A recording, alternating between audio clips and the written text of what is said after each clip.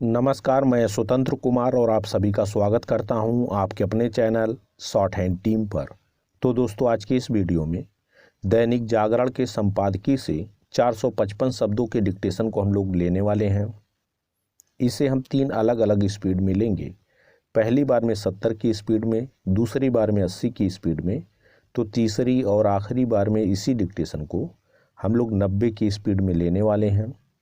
अगर आपको इस डिक्टेशन के PDF की ज़रूरत है तो आप हमारे टेलीग्राम ग्रुप को ज्वाइन कर सकते हैं। ग्रुप का लिंक इसी वीडियो के ठीक नीचे डिस्क्रिप्शन बॉक्स में आपको मिल जाएगा।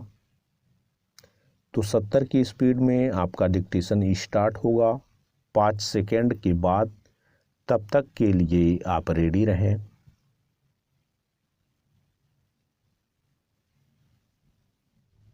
स्टार्ट।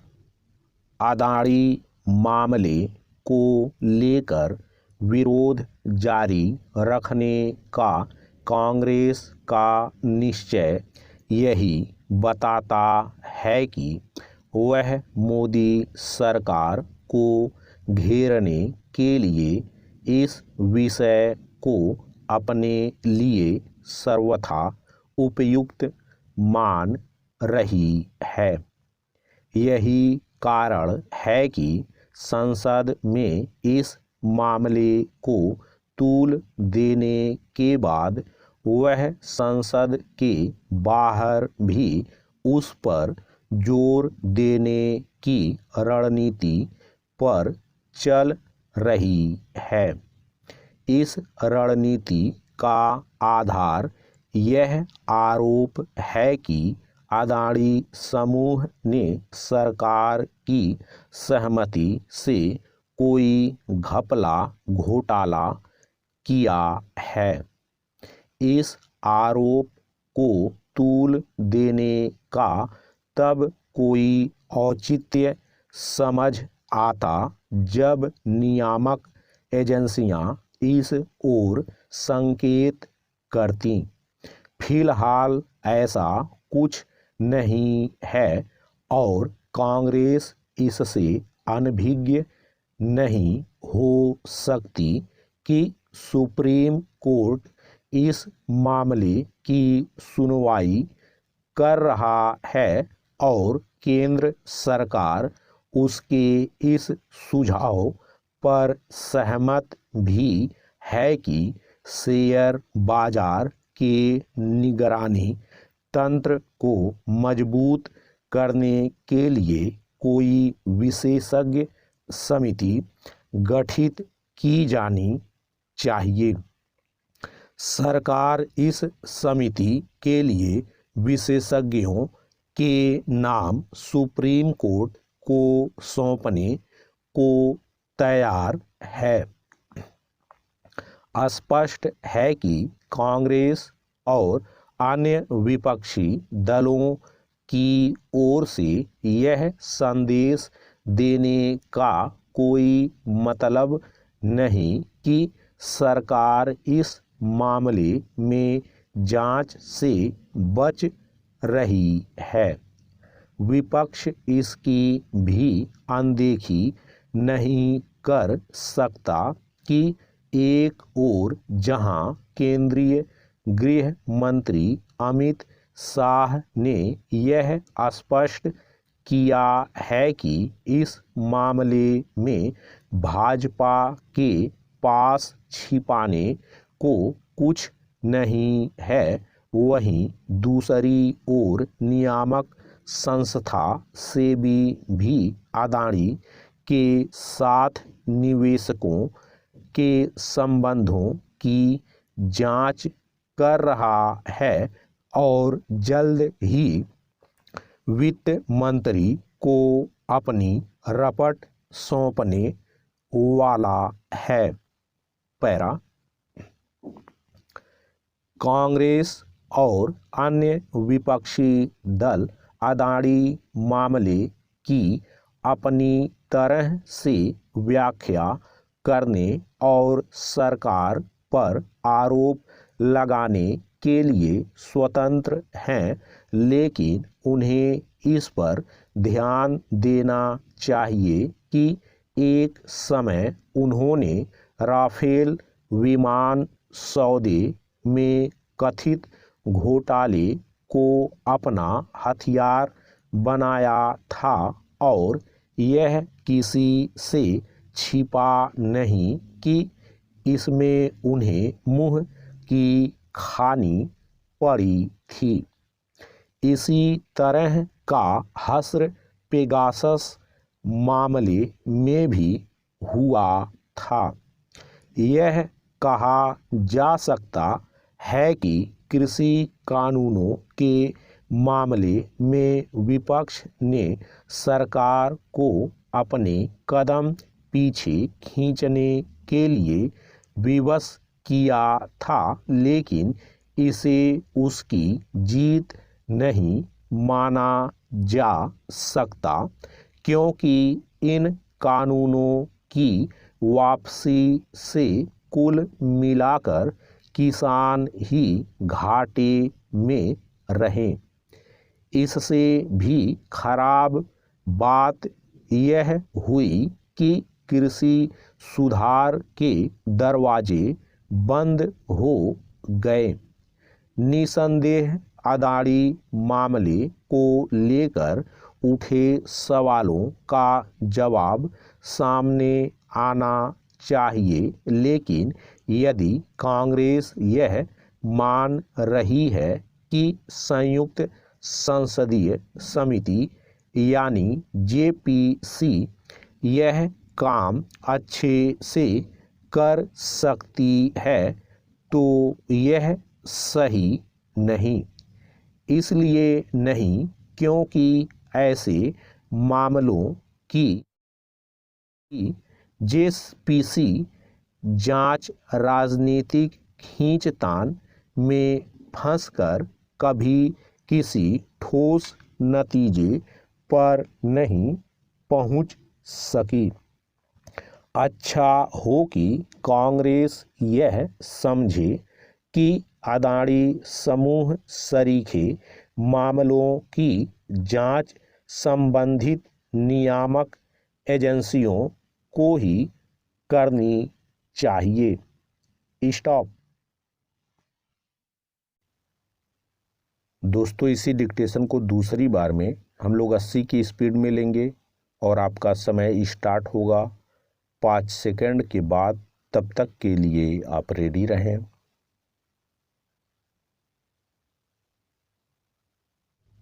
स्टार्ट।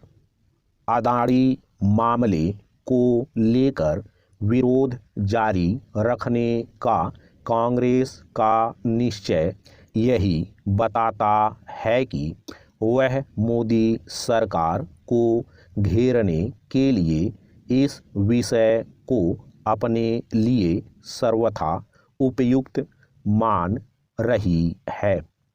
यही कारण है कि संसद में इस मामले को तूल देने के बाद वह संसद के बाहर भी उस पर जोर देने की रणनीति पर चल रही है। इस रणनीति का आधार यह आरोप है कि अदानी समूह ने सरकार की सहमति से कोई घपला घोटाला किया है। इस आरोप को तूल देने का तब कोई औचित्य समझ आता जब नियामक एजेंसियां इस ओर संकेत करती। फिलहाल ऐसा कुछ नहीं है और कांग्रेस इससे अनभिज्ञ नहीं हो सकती कि सुप्रीम कोर्ट इस मामले की सुनवाई कर रहा है और केंद्र सरकार उसके इस सुझाव पर सहमत भी है कि शेयर बाजार के निगरानी तंत्र को मजबूत करने के लिए कोई विशेषज्ञ समिति गठित की जानी चाहिए। सरकार इस समिति के लिए विशेषज्ञों के नाम सुप्रीम कोर्ट को सौंपने को तैयार है। स्पष्ट है कि कांग्रेस और अन्य विपक्षी दलों की ओर से यह संदेश देने का कोई मतलब नहीं कि सरकार इस मामले में जांच से बच रही है। विपक्ष इसकी भी अनदेखी नहीं कर सकता कि एक ओर जहां केंद्रीय गृह मंत्री अमित शाह ने यह स्पष्ट किया है कि इस मामले में भाजपा के पास छिपाने को कुछ नहीं है, वहीं दूसरी ओर नियामक संस्था सेबी भी अदानी के साथ निवेशकों के संबंधों की जांच कर रहा है और जल्द ही वित्त मंत्री को अपनी रपट सौंपने वाला है। पैरा कांग्रेस और अन्य विपक्षी दल अदानी मामले की अपनी तरह से व्याख्या करने और सरकार पर आरोप लगाने के लिए स्वतंत्र हैं, लेकिन उन्हें इस पर ध्यान देना चाहिए कि एक समय उन्होंने राफेल विमान सौदे में कथित घोटाले को अपना हथियार बनाया था और यह किसी से छिपा नहीं कि इसमें उन्हें मुंह की खानी पड़ी थी। इसी तरह का हश्र पेगासस मामले में भी हुआ था।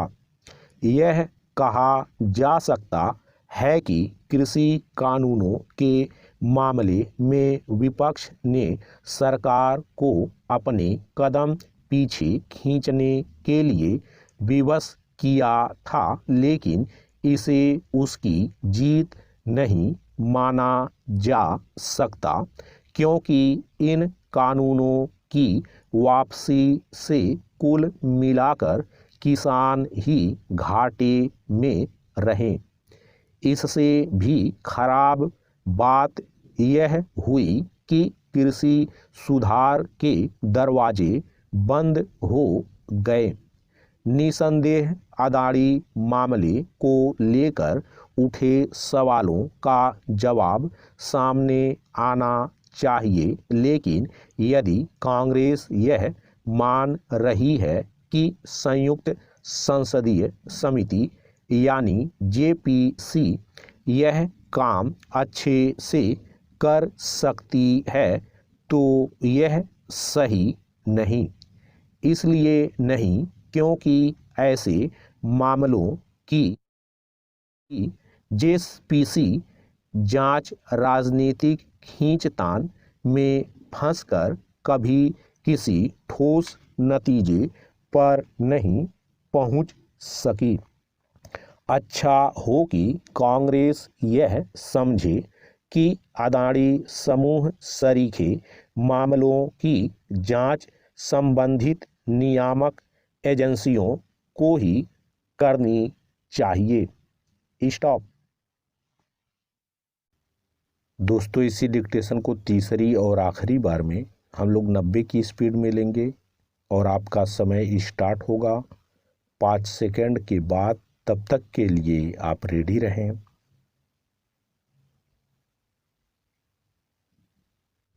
स्टार्ट। अदानी मामले को लेकर विरोध जारी रखने का कांग्रेस का निश्चय यही बताता है कि वह मोदी सरकार को घेरने के लिए इस विषय को अपने लिए सर्वथा उपयुक्त मान रही है। यही कारण है कि संसद में इस मामले को तूल देने के बाद वह संसद के बाहर भी उस पर जोर देने की रणनीति पर चल रही है। इस रणनीति का आधार यह आरोप है कि अदानी समूह ने सरकार की सहमति से कोई घपला घोटाला किया है। इस आरोप को तूल देने का तब कोई औचित्य समझ आता जब नियामक एजेंसियां इस ओर संकेत करती। फिलहाल ऐसा कुछ नहीं है और कांग्रेस इससे अनभिज्ञ नहीं हो सकती कि सुप्रीम कोर्ट इस मामले की सुनवाई कर रहा है और केंद्र सरकार उसके इस सुझाव पर सहमत भी है कि शेयर बाजार के निगरानी तंत्र को मजबूत करने के लिए कोई विशेषज्ञ समिति गठित की जानी चाहिए। सरकार इस समिति के लिए विशेषज्ञों के नाम सुप्रीम कोर्ट को सौंपने को तैयार है। स्पष्ट है कि कांग्रेस और अन्य विपक्षी दलों की ओर से यह संदेश देने का कोई मतलब नहीं कि सरकार इस मामले में जांच से बच रही है। विपक्ष इसकी भी अनदेखी नहीं कर सकता कि एक ओर जहां केंद्रीय गृह मंत्री अमित शाह ने यह स्पष्ट किया है कि इस मामले में भाजपा के पास छिपाने को कुछ नहीं है, वहीं दूसरी ओर नियामक संस्था सेबी भी अदानी के साथ निवेशकों के संबंधों की जांच कर रहा है और जल्द ही वित्त मंत्री को अपनी रपट सौंपने वाला है। पैरा कांग्रेस और अन्य विपक्षी दल अदानी मामले की अपनी तरह से व्याख्या करने और सरकार पर आरोप लगाने के लिए स्वतंत्र हैं, लेकिन उन्हें इस पर ध्यान देना चाहिए कि एक समय उन्होंने राफेल विमान सौदे में कथित घोटाले को अपना हथियार बनाया था और यह किसी से छिपा नहीं कि इसमें उन्हें मुंह की खानी पड़ी थी। इसी तरह का हश्र पेगासस मामले में भी हुआ था। यह कहा जा सकता है कि कृषि कानूनों के मामले में विपक्ष ने सरकार को अपने कदम पीछे खींचने के लिए विवश किया था, लेकिन इसे उसकी जीत नहीं माना जा सकता क्योंकि इन कानूनों की वापसी से कुल मिलाकर किसान ही घाटे में रहे। इससे भी खराब बात यह हुई कि कृषि सुधार के दरवाजे बंद हो गए। निसंदेह अदानी मामले को लेकर उठे सवालों का जवाब सामने आना चाहिए, लेकिन यदि कांग्रेस यह मान रही है कि संयुक्त संसदीय समिति यानी जेपीसी यह काम अच्छे से कर सकती है तो यह सही नहीं। इसलिए नहीं क्योंकि ऐसे मामलों की जेपीसी जांच राजनीतिक खींचतान में फंसकर कभी किसी ठोस नतीजे पर नहीं पहुंच सकी। अच्छा हो कि कांग्रेस यह समझे कि अदानी समूह सरीखे मामलों की जांच संबंधित नियामक एजेंसियों को ही करनी चाहिए। स्टॉप।